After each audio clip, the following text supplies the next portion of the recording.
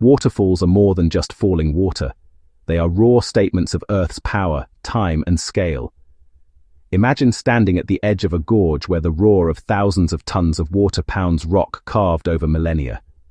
A mist rises high, rainbows form where light meets spray, and rivers reclaim forgotten paths carved long before humans wrote history.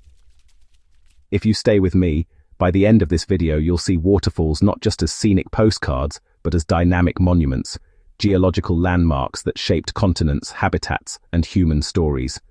These are the waterfalls that demand respect, not just admiration.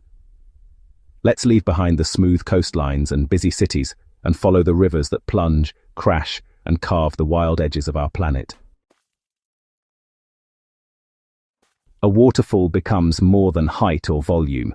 It becomes beautiful when geology, water flow, landscape, and climate intersect in rare, dramatic ways. A great waterfall tells a story of plate tectonics lifting land, of rivers forcing escape routes, of rainfall patterns that feed floods, and of centuries of erosion that shape cliffs, gorges, and valleys. As you explore the world's greatest waterfalls, and perhaps film or research them, treat them as natural archives. Ask, what rock lies beneath the flow? How stable is the water supply? What seasons change its shape or power? How has human activity impacted it? That line of inquiry turns a travel clip into a study of Earth, water, and time. In the heart of the jungle plateau of Venezuela lies the planet's tallest uninterrupted waterfall. Angel Falls plunges nearly 979 meters from the edge of a tabletop mountain in Canaima National Park, deep within the Guiana highlands. The water drops, seemingly endless, losing volume as wind and mist catch it before it hits the valley floor, creating clouds, rainbows, and a sense of vertical infinity. For a geographer or documentary maker, Angel Falls offers a window into vertical scale and erosive power. How isolated plateaus, known as tepuy, force rivers to drop in a single unbroken plunge. How isolated ecosystems surround these giant falls. How climate and rainfall patterns sustain such a dramatic drop. If you ever use Angel Falls in research or storytelling, emphasize that this is not just a waterfall. It's a high-altitude water highway, linking cloud forest range with remote valleys in a single dramatic fall. Where the mighty Zambezi River plunges over a basalt plateau into a deep gorge, Victoria Falls stretches over 1,700 meters wide and drops roughly 108 meters, creating the largest single sheet of falling water on Earth. At high flow, the spray shoots hundreds of meters into the air, visible from miles away, and the thunder echoes through the rainforest like a permanent roar. For those studying geography or hydrology, Victoria Falls shows how rivers sculpt continents, how a wide plateau, fractures in basalt rock, and seasonal rainfall combine to create a waterfall not of altitude, but of width and volume. Documenting Victoria means looking at river flow rates, seasonal cycles, rainforest ecology, and how human activity upstream affects downstream flow, making it more than a spectacle, but an ecosystem to monitor. Rather than a single drop or a giant curtain, Iguazu Falls is actually a complex system, nearly 3 kilometers wide, made up of hundreds of cascades and segmented falls, all interwoven with rainforest, cliffs, and, well, an incredible amount of biodiversity.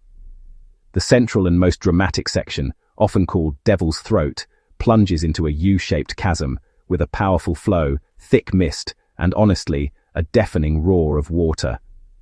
The surrounding jungle just teems with wildlife, birds, insects, and plants that are all adapted to the constant moisture.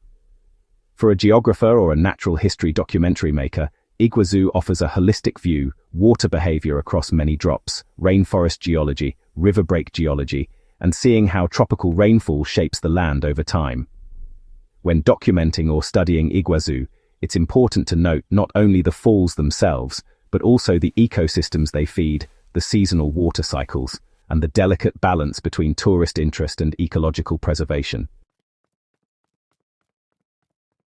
Nestled in the Andes of Peru, Yumbilla Falls plunges 895.5 meters through a series of drops, ranking among the tallest tiered waterfalls in the world.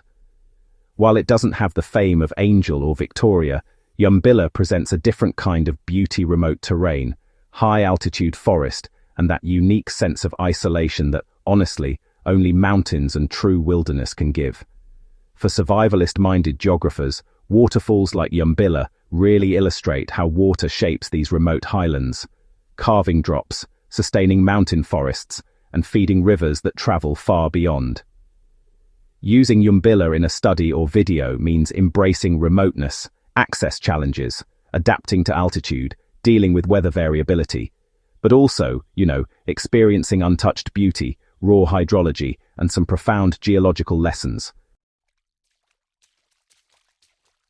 If you're planning field research or documentary work, pick one waterfall as a case study, trace its geology, its water source, seasonal variation, ecological impact, and human interaction. Record not just images, make sure you record flow rates, rainfall patterns, water temperature, and all the surrounding flora and fauna. Compare multiple waterfalls. Some are wide and powerful, others tall and remote, others cascading across many tiers. Use drone or aerial shots to capture scale, and ground-level shots to show human or wildlife interaction. For survivalist or geographic analysis purposes, note accessibility, climate conditions, risks, water supply stability, and ecological fragility.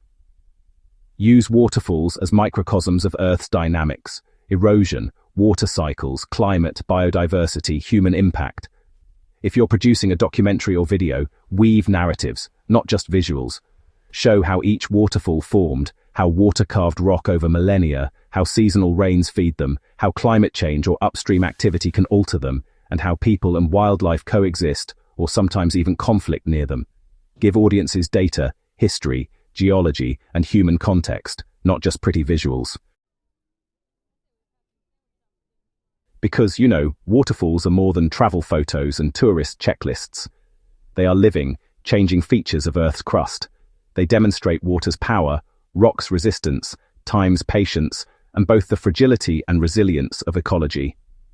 When you study or document them with respect, as geology, hydrology, ecology, and climate artifacts, you connect with forces far bigger than human history. You see Earth as a dynamic system, alive, evolving, and honestly, vulnerable. For a survivalist-minded thinker or a geographer, that kind of awareness really changes your perspective. You move from how to survive in nature to how to read nature, how to understand water, terrain, climate, risk, and history. If you treat waterfalls as monuments, not just attractions, then every drop becomes a lesson, every cliff a page in Earth's long story. That makes these natural wonders tools of learning, awareness, and respect. Thanks for staying with me on this deep dive into the planet's most beautiful waterfalls.